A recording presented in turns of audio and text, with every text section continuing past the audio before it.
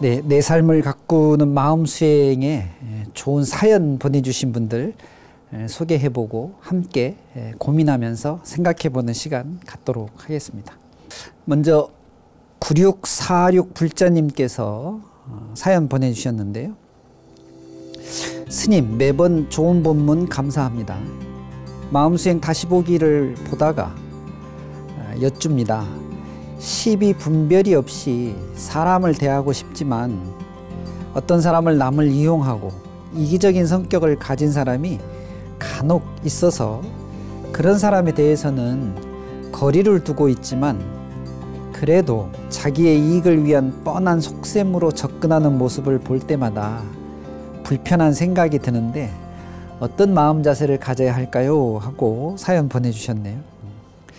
마음 수행 다시 보기도 해주신다고 하니까 너무 감사합니다. 시비 분별이 없이 사람을 대한다고는 했지만 쉬운 일은 아니죠. 근데 이제 어떤 사람들 보면 간혹 내가 이용당하는 것이 아닌가 하는 이런 느낌을 가질 정도의 좋지 않은 관계들이 만들어질 때가 있습니다. 아마 우리 9646 불자님께서는 그런 분과의 인연이 되신 것 같은데 볼 때마다 불편한 생각이 드는데 어떻게 마음 자세를 가져야 할까요? 뭐 이런 내용인 것 같죠. 사람이 살아가다 보면 인생에 흔히 이야기하듯이 여러 가지 괴로움들, 고통이 생깁니다. 오죽했으면 불교에서는 84,000가지의 괴로움이 있다고 했겠습니까?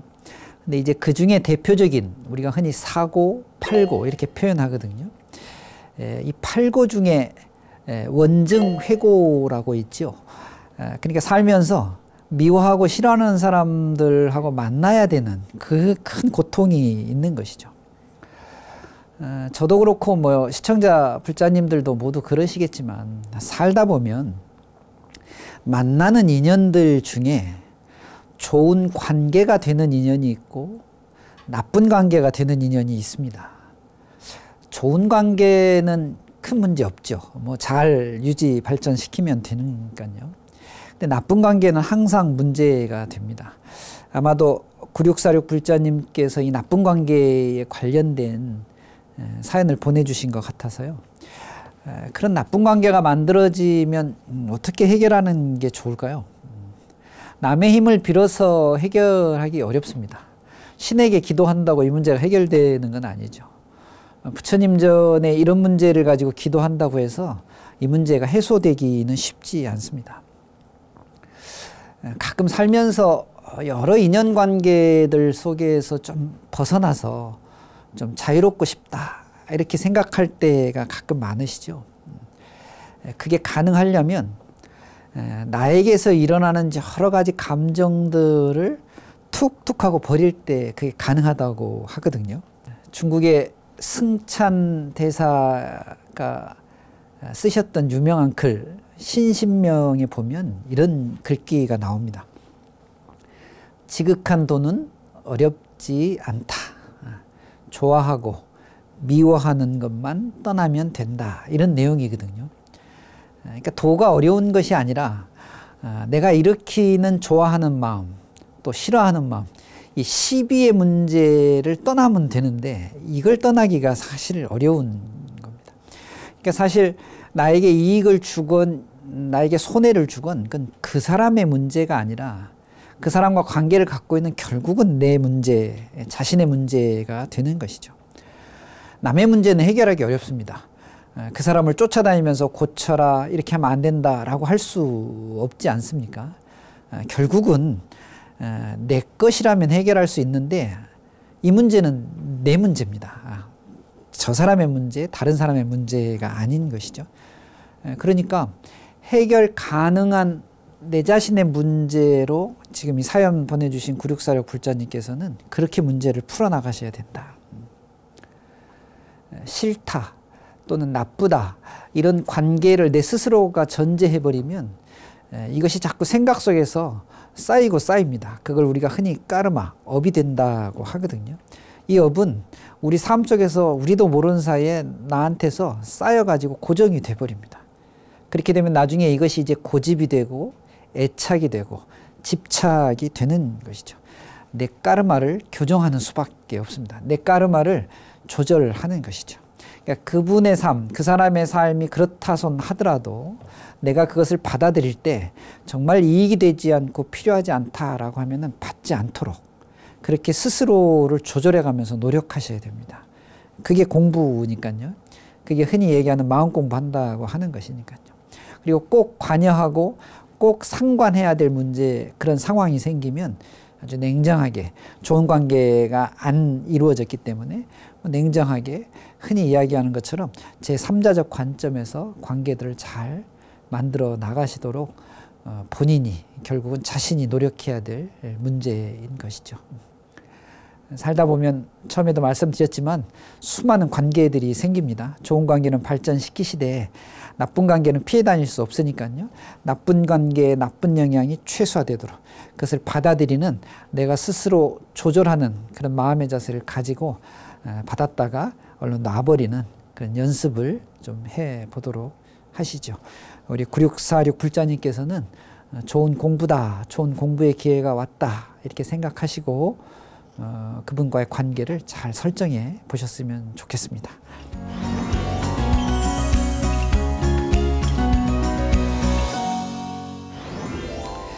네, 두 번째 사연 보겠습니다. 9278 불자님께서는요, 부처님 오신 날 조계사 앞에서 찬송가를 부르는 개신교 사람들에 대한 뉴스를 보았습니다. 서로의 종교를 인정하지 않고 땅밟기를 하거나 불을 지르거나 난동을 부리는 사람들의 기사를 볼 때마다 불자로서 참담합니다. 이 사람들을 어떻게 받아들여야 하나요? 이렇게 사연을 보내주셨네요. 사실 저도 참 안타깝습니다. 지금 이 사연은 올해 일이죠. 5월 19일 날 부처님 오신 날, 한국 불교의 대표적 사찰이라고 할 수 있는, 또 부처님 오신 날에 공식 법요식이 열리는 조계사 일주문 바로 앞에서 행사가 진행되는 동안에 찬송가를 부르고 회개하라고 소리치면서 저희들의 그 아주 중요한 법회를 방해했던, 아마 그 뉴스를 보고 말씀해 주시는 것 같습니다.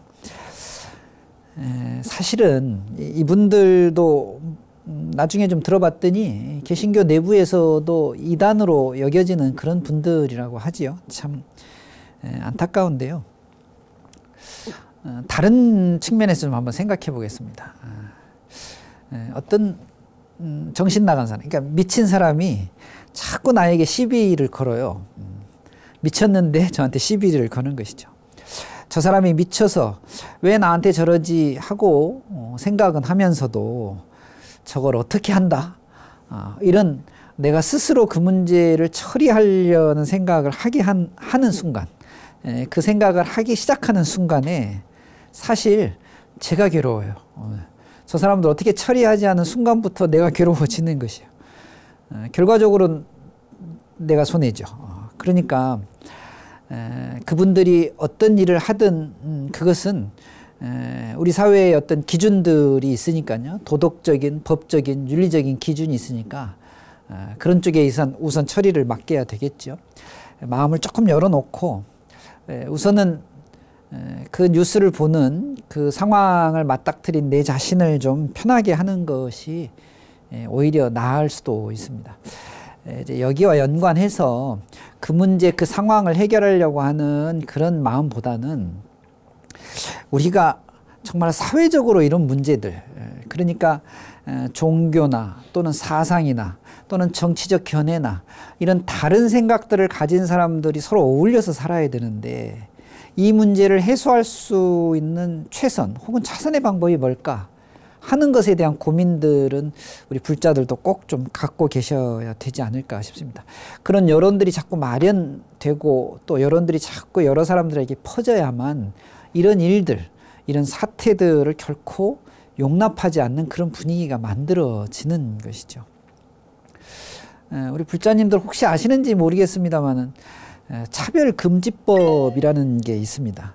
제가 알기로는 2008년도, 2010년도, 2012년도인지 13년도인지 잘 모르겠습니다만 세 차례에 걸쳐서 국회를 통해서 이게 입법의 과정을 거쳤습니다.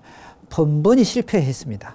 이 차별금지법이라는 게 다른 게 아니라 어떤 조직이든 어떤 사회든 제가 조금 전에 말씀드렸던 종교 또는 인종 또 국적 또 문화 이런 여러 가지 것들에 의해서 차별받지 않게 하는 그런 법인데도 불구하고 이 법이 제정이 되지 않고 있습니다.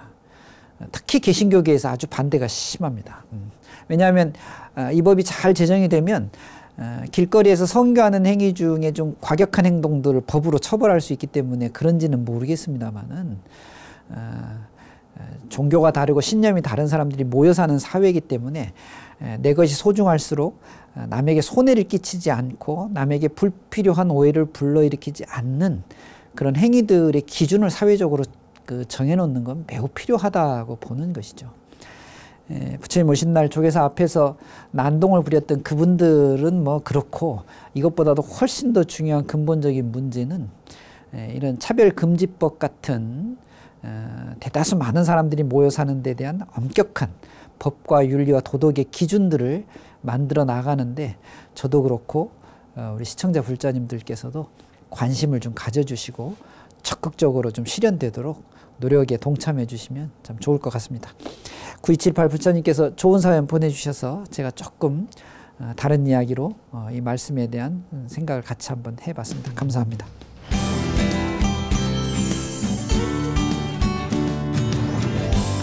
세 번째 사연 한번 보겠습니다.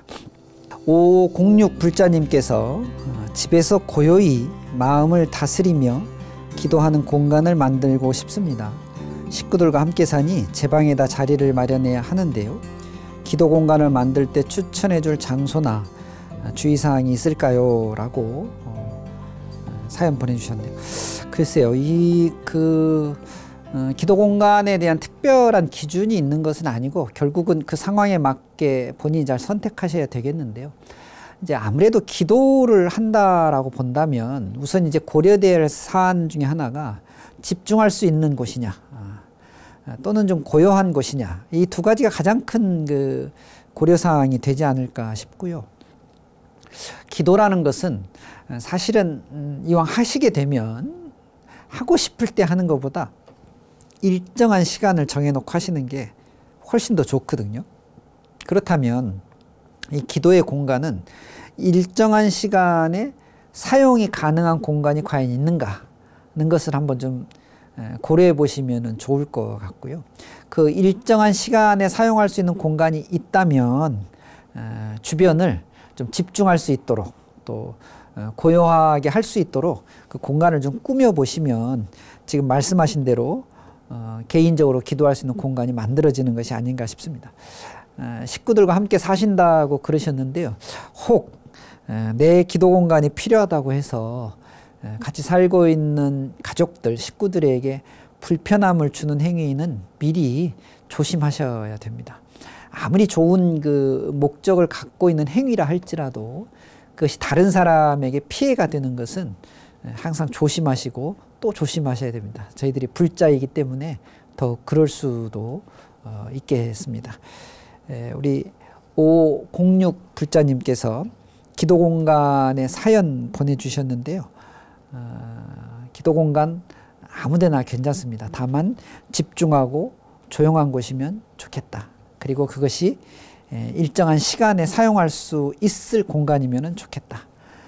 같이 살고 있는 또 같이 생활하고 있는 가족들의 피해가 가지 않는 범위 내에서 공간을 만들어야 되겠다.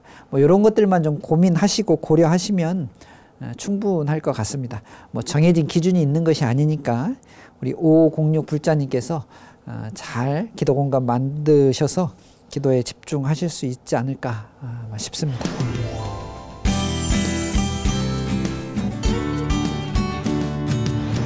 네, 오늘 사연 보내주신 분들의 이야기 좀 같이 고민해 봤는데요.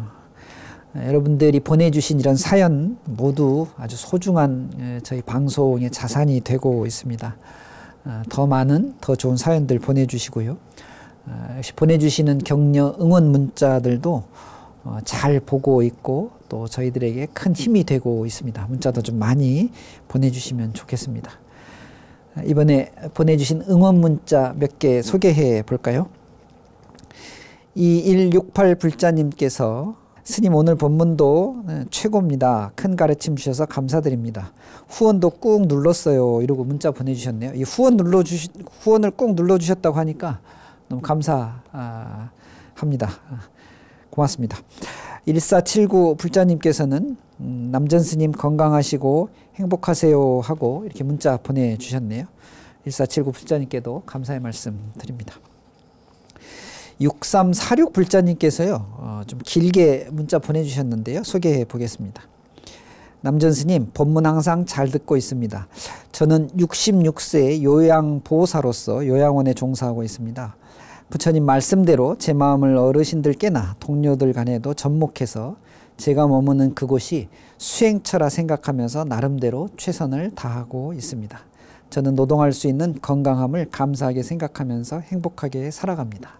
모두가 부처님의 가르침 덕분입니다. 남전 스님 고맙습니다. 이렇게 보내주셨네요. 66세의 요양보호사 불자님이신데요. 건강하시다고 하니까 너무 좋고요. 감사 말씀 저도 함께 드립니다.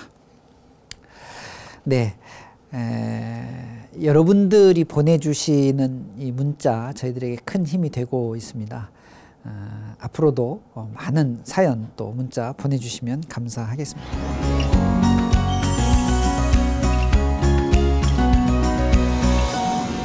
남전 스님이 전하는 부처님의 말씀 가르침 순서입니다. 너 자신을 알라는 유명한 말이 있죠. 문자나 언어에 의지하지 않더라도 자신을 스스로 돌아볼 줄 알면 그것이 큰 좋은 공부의 방법인데, 정말로 불교 공부를 하면서 공부는, 진짜 공부는 스스로에게서부터 출발해야 된다라는 생각을 항상 가지고 있습니다. 우리가 살다 보면 욕심과 욕망에 끌려서 세상을 바로 보지 못할 수 있거든요.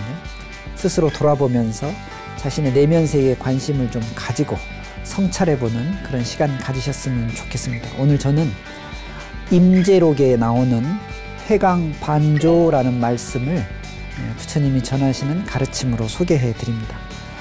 빛을 돌이켜서 거꾸로 비추듯이 스스로 성찰하는 시간을 갖자는 그런 가르침입니다. 회광반조를 전해드립니다. 여러분, 오늘 마음 공부 좀 되셨습니까? 좋은 시간 되도록 함께 해 주시기 바랍니다. 다음 시간에 뵙겠습니다. 감사합니다.